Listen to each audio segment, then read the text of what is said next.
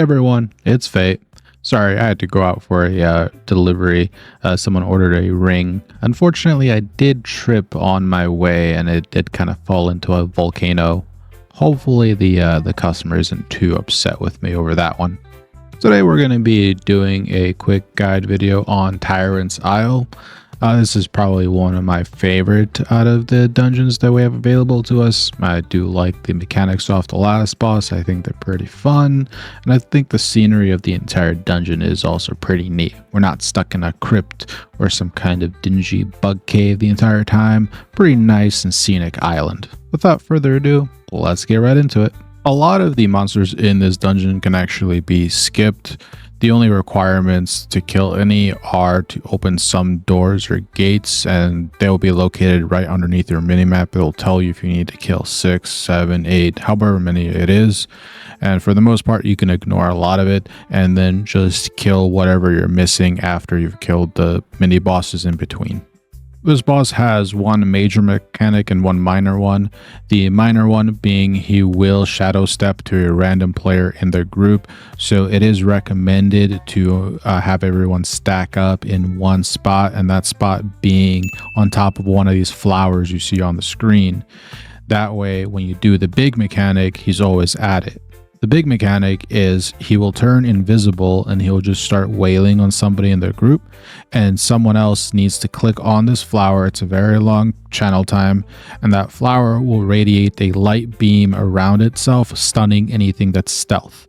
And that's why you want to have everybody huddled up around the flower when you click on it. Otherwise, the boss won't be near the flower in time for that light beam. After you've killed the first mini boss and you completed the kill count objective, you'll either get 2 passages through the dungeon.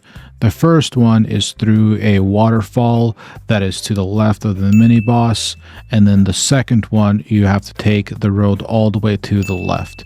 You can tell which one it is by hovering your mouse over this waterfall. If you see your cursor being replaced by the gear icons, that means that the waterfall passageway is active and you can go through that one. If you hover your mouse over the waterfall and you don't see that, then it's not active. There's no point in running towards it. You may as well just go left towards the other passageway. Both passageways are pretty straightforward. The footage will show the waterfall passageway, but the other one isn't anything different really. The only difference is on the other one, you will have to jump off a ledge and then just fly straight down into the water that connects to this path. That is it, and both will lead to the same mini boss. For this mini boss, I hope you got some gym shoes on because we will be doing some jumping jacks. This guy really only has one major mechanic. I wouldn't even call a second one a minor one. He just summons a ad periodically that you can or don't need to clear up to your group.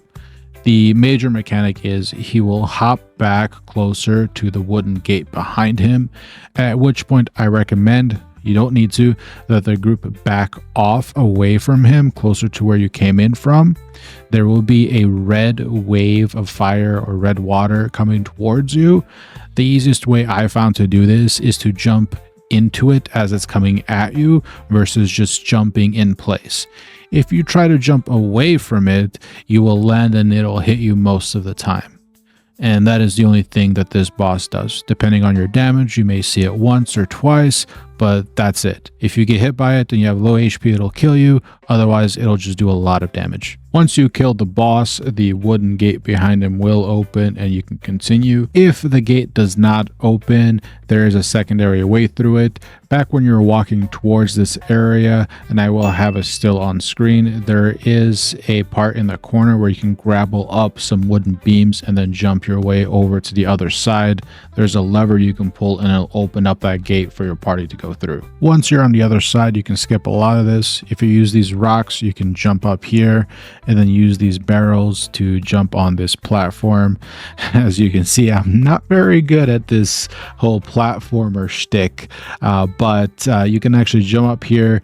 There's gonna be a wooden cage and that'll free the prisoner. That is one of the objectives in this part right here. You do have to free 2 of them, and this is the first location. You can run past a lot of this just running at an angle through this water. You may pull some, but that's fine. You're going to take this ramp up this wooden beam here, and on the second level you will find another wooden cage where you can free that second prisoner. Second mini boss here, he will have just the same mechanic as the first one with summoning the ad to help him out. If your group has enough damage, you can ignore it. If you don't, then the monster he summons can be a shaman, which will heal him, and it does heal quite a bit. The big mechanic he does is he will mark a player with a red beam of light. That player needs to hide behind one of these flaming totems or idols that are in the arena, and he will charge into that idol instead of you. Also, make sure no other teammate is in between there, because the boss will charge right through them and they will take a lot of damage. After the boss does all 4, he will then re-summon all 4 again in case it does take you a while. Don't be scared that all 4 are gone, he will bring them back. Once you've killed the mini boss and all of the required monsters for the completion of this objective, the steam geyser that is in the background will shoot out a jet of water into the air, launching anything that's in it into the air. You will need to use this to fly over this wooden barricade that is to the left.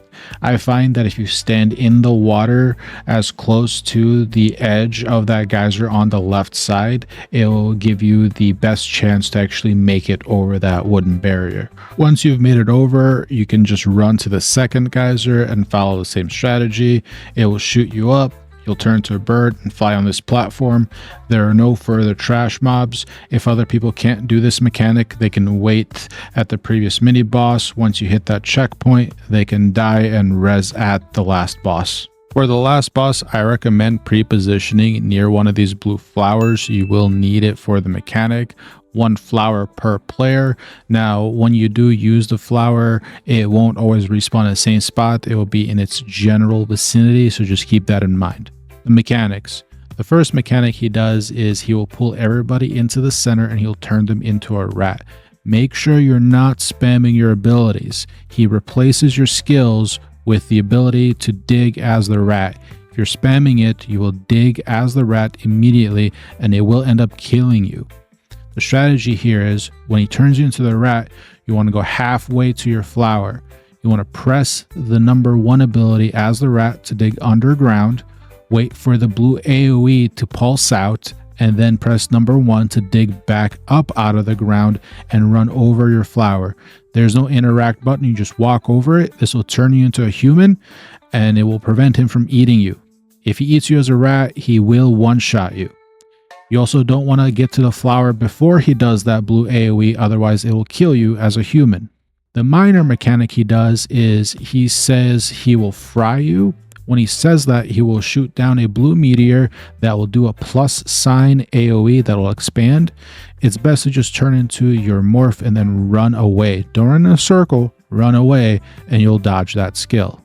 The second mechanic he does is he will say, dodge this, and there will be 4 geysers in the arena. 2 of them will have smoke coming out of them, which will allow them to shoot you up into the air, allowing you to dodge his ground AoE. When you get shot up into the air, you turn into the bird and you fly back down. Those are the only 2 big mechanics. The boss will do a consistent pattern with these 2 mechanics. He will do the rat, then the geysers, then the rat, and the geysers the entire fight until the fight is over. TLDR section. First mini boss. Everybody stack on the yellow flower with the mini boss. When the mini boss goes stealth, 1 player clicks the flower to bring him out, stuns him, and kills him. The second mini boss. When he jumps back towards the wooden gate, everybody peels off of the boss, wait for the red wave to come at you, and then jump over it. The third mini boss. When he puts a red beam of light on top of you, hide behind the wooden flame pillars. He will charge into it. Move to the next pillar as a group to avoid being charged by his attack. The final boss. He will suck everybody into the middle of the room, turn you into a rat. Run close to your designated blue flower, press the 1 key to dig underground, wait for the AoE, press 1 to come back up, walk over your flower. The second mechanic, he will make steam come out of 2 of the 4 geysers in the room, stand in the geyser to get shot up into the air to avoid the ground AoE. And there you go, everyone. Tyrant's Isle. Now, if you did enjoy the content, as always, I very much appreciate it if you would leave your feedback in the comments. It does help me improve.